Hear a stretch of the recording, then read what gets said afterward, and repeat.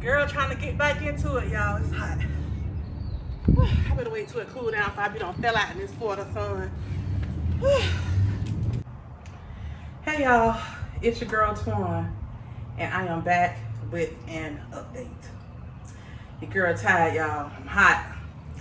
I don't know why I decided to come out here in this Florida heat and sun and practice some jump roping. But anyway, you guys, I purchased a weighted jump rope on Amazon because I want to get back into jumping because I know that jump roping is great cardio. It can help me to work my arms so I can get these arms down and tone and tighten a little bit. And I know that I lose a lot when I'm using jump ropes. Hope y'all can hear me. I'm sitting out in my garage. I took a break. I may wait maybe another hour or two and go back out here after it cool off a little bit and get some more jumping in. But anyway, I am happy and excited to be back to share with you all week 16 results. So I have been on Wegovy for 16 weeks. And my goal was to lose 40 pounds by 16 weeks. Unfortunately, I did not meet my goal. I probably would have met that goal, but life happens, you know, and I'm happy where I'm at. Although I didn't meet that goal, I'm happy with where I am at. So when I weighed in on yesterday, 6:14, I lost 2.8 pounds. I was aiming towards 3, but I lost 2.8. I'm happy with that. So my current weight right now is 362.6,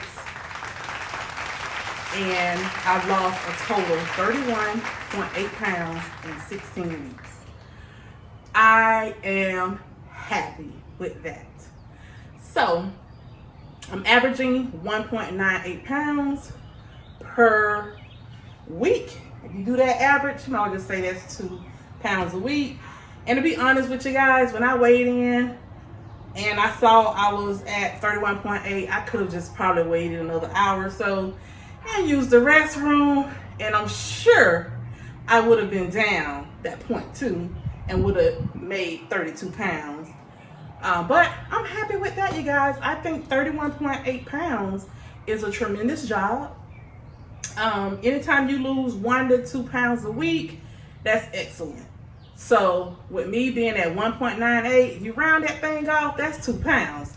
So I'm gonna claim my 2 pounds a week. So I am at 2 pounds, and I'm gonna say my weight is 32 pounds weight loss and not 31.8. Okay, we're gonna round that thing to the nearest whole number. So your girl is at the 32 pounds by week 16. So I am happy and I am excited about that. I do want to say that this has been a fun journey. You all have made this very fun for me. I thank you all so much for being my accountability partners. I have learned a lot from you all. I really have. I thank y'all so much for sharing with me what y'all doing. I have taken so much advice and suggestions from several of you all. Just to share a little bit, I'm making sure that I'm weighing myself at least every other morning, and not every morning because I don't want to be a scale junkie. So I'm doing the every other morning so I can kind of keep track of where I'm at. I'm making sure that I'm monitoring my foods every single day on Carb Manager. So that seems to help me a lot.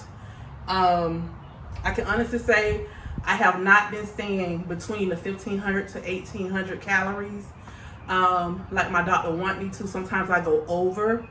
So going into week 17, which is yesterday started week 17, I am trying to make sure that I'm right at that 1,500 and not trying to go over.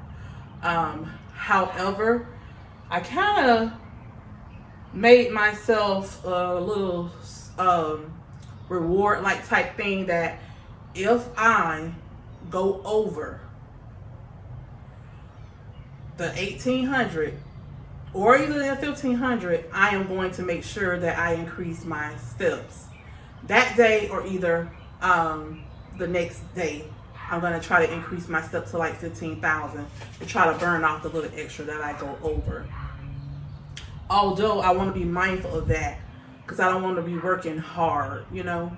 So I want to be mindful and try not to go over.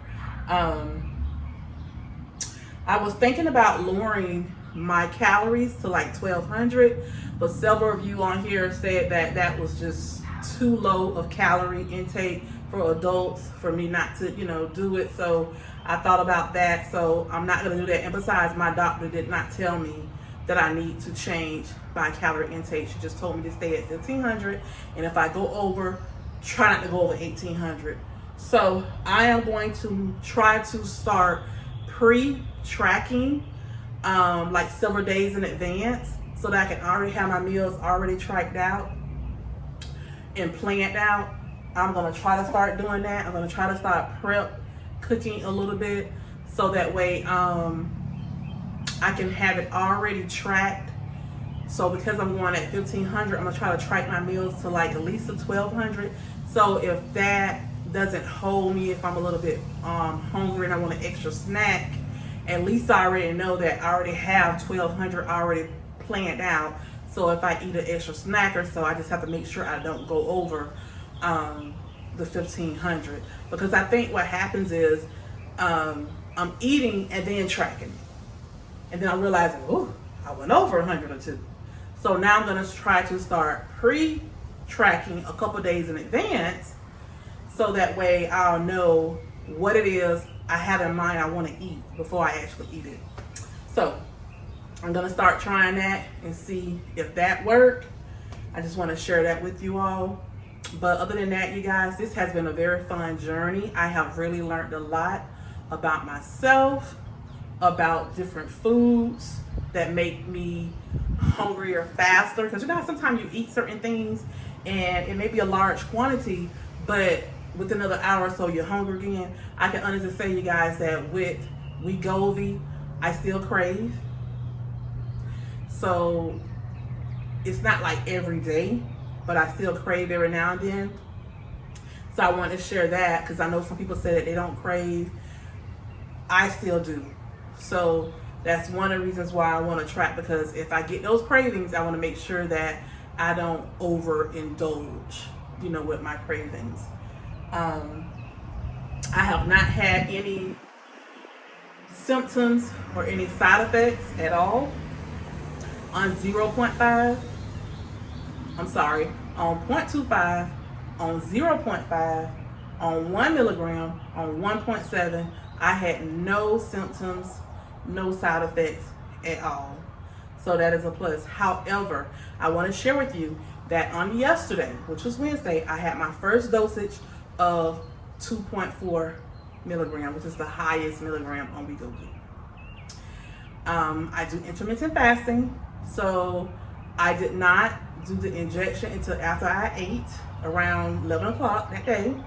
Then I gave myself the injection. I was perfectly fine, didn't feel anything. This morning, however, I'm doing my intermittent fasting. I started feeling kind of nauseous a little bit. And the more I kept thinking, oh, I'm getting this funny feeling, I started thinking, oh, I am getting nauseated. So that was around 9 o'clock. And I was sitting there thinking, am I really getting nauseated? About 9:07, I really felt it, you guys. It was one of those feelings that I think I have not felt since the last time I was pregnant. I was nauseated. And I said, you know what? I was in the middle of a training at work. I said, I'm going to have to turn this volume up real loud so I can hear. And I went into the kitchen and made myself a sandwich. And when I sat down to eat the sandwich, it was like I wasn't hungry. At least I thought I wasn't hungry. And I was trying to make myself eat the sandwich. And as I was eating the sandwich, I was like, oh my God, this nausea is getting worse. It's getting worse.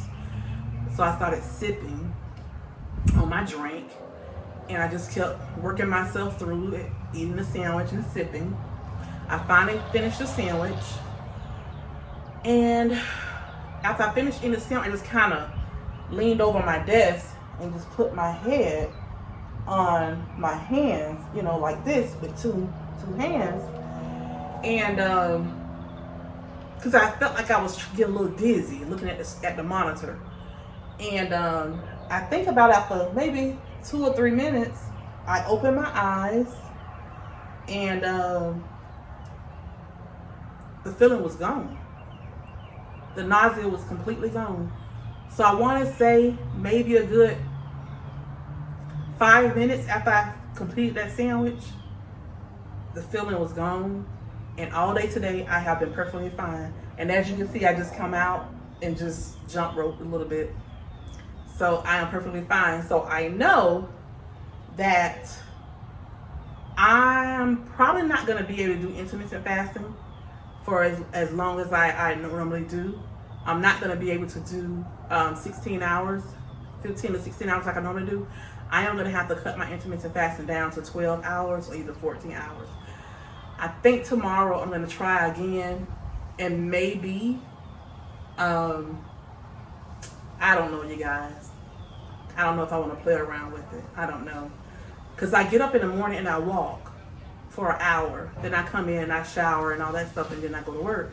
So I'm thinking that I am going to have to either not do intermittent fasting, or either after I finish my walk, I come in, get water, take a shower. I may at that point have to go ahead and drink a protein shake or something.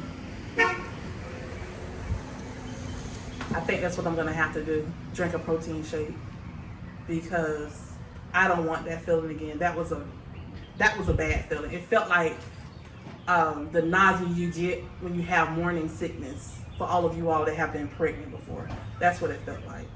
And I don't like that feeling. I don't want to experience that again. So I'm thinking I'm gonna go ahead, walk, come in, drink a protein shake, and hoping that I don't get that feeling again. And if I drink that protein shake and I still have that feeling, then oh boy, I guess my body's gonna have to get used to it, because I'm not stopping my medication. Well, comment down below, you guys, if you are on 2.4 and you are experiencing nausea. Trying to let that truck pass. Comment down below if you are on 2.4 and you are experiencing nausea. And let me know what you're doing and how long you experienced it before it stopped, or if you still experiencing it. Comment down below and let me know. What do you do to resolve it, or maintain, or work your way through it? Thank you so much, you guys, for joining Trace Torrance Life. Have a God bless day.